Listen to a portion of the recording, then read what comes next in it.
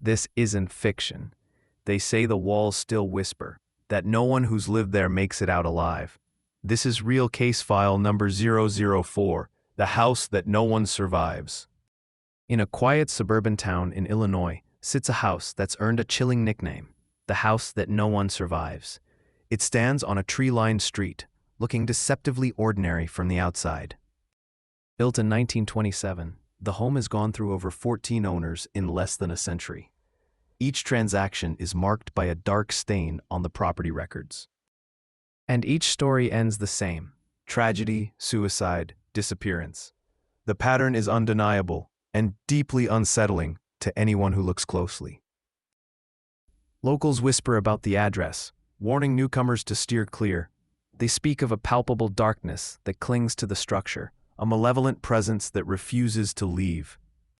The house itself seems to resist habitation, actively pushing out or destroying those who dare to call it home. Its history is a graveyard of broken lives and unsolved mysteries. The first family to move in, the Burrows, were described as picture perfect, a young couple with bright futures, excited to start their lives in their new home.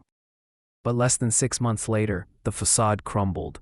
The father, a seemingly stable man, was found hanged in the attic, a scene that baffled investigators. His wife, consumed by grief or perhaps something worse, overdosed shortly after. Their dream home had become their tomb in a terrifyingly short time. A note crudely pinned to the attic wall near where the father was found offered a cryptic and terrifying explanation. It simply read, "The house is hungry." This marked the beginning of the house's dark legacy, a chilling prelude to the horrors that would follow its future occupants. The first victims had been claimed. It didn't stop with the Burrows. The house seemed to lie dormant for a time, waiting, before striking again at its next unsuspecting residents. A woman who bought the home in 1949 vanished after only 4 days. She had just moved in, her belongings still in boxes. Her suitcase was found by the front door, packed as if she were about to leave. But she never did. There were no signs of a break-in, no signs of struggle. It was as if she simply ceased to exist within the house's walls. She was never found, a ghost added to the property's grim history. Years later, a family of 4 moved in. Within weeks, the parents were dead from a sudden, unexplained illness, and the children were placed in foster care, forever traumatized. Another owner, a single man, was found dead in the living room, his eyes wide with terror. Though the cause of death remained officially undetermined, the pattern was building, undeniable and terrifying. In 1978, police were called to the home after neighbors reported hearing blood-curdling screams echoing from inside for hours. The sounds were described as inhuman. Inside, they found a scene of utter chaos and terror.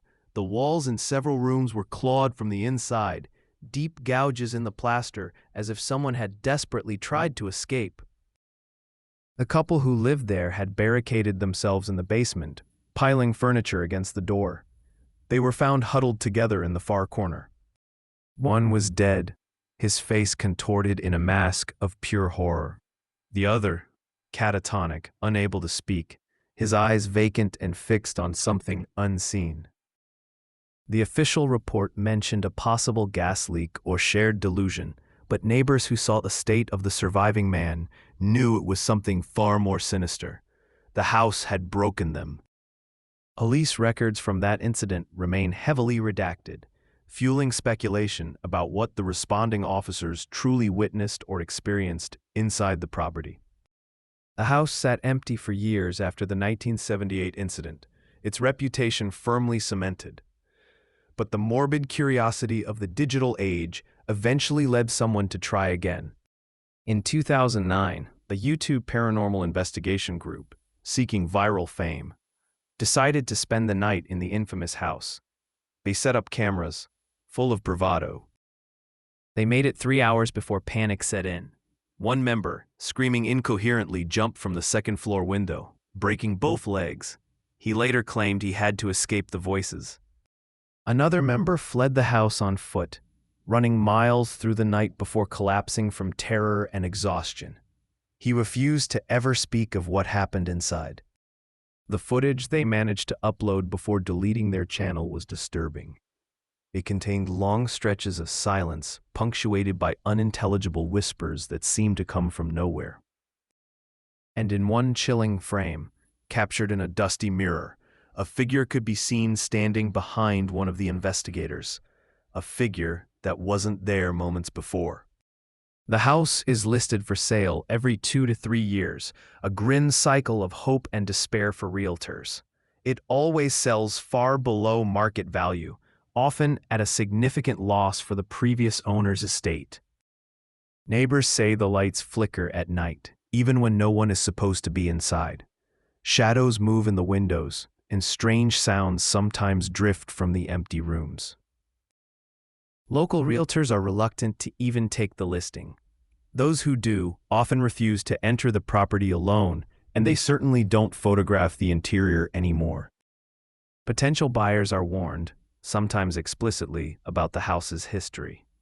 Most walk away after hearing the stories, unwilling to risk their lives or sanity. The property taxes are paid, usually by a distant relative or a holding company, ensuring the house remains standing, a dark monument on the street. It waits, silently, for the next brave or foolish soul to ignore the warnings and step across its threshold. The market value means nothing compared to the price the house demands. Explanations have been offered, theories debated. Some claim it's black mold causing hallucinations and erratic behavior, a scientific explanation for the madness. Others say it's built on disturbed native land, a sacred burial ground perhaps, angered by the structure built upon it, exacting a spiritual revenge. A former owner, desperate to break the cycle, tried to bless the house, bringing in religious figures from multiple faiths. He hoped prayer could cleanse the darkness.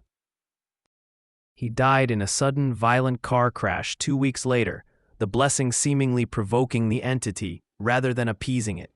His efforts were tragically futile.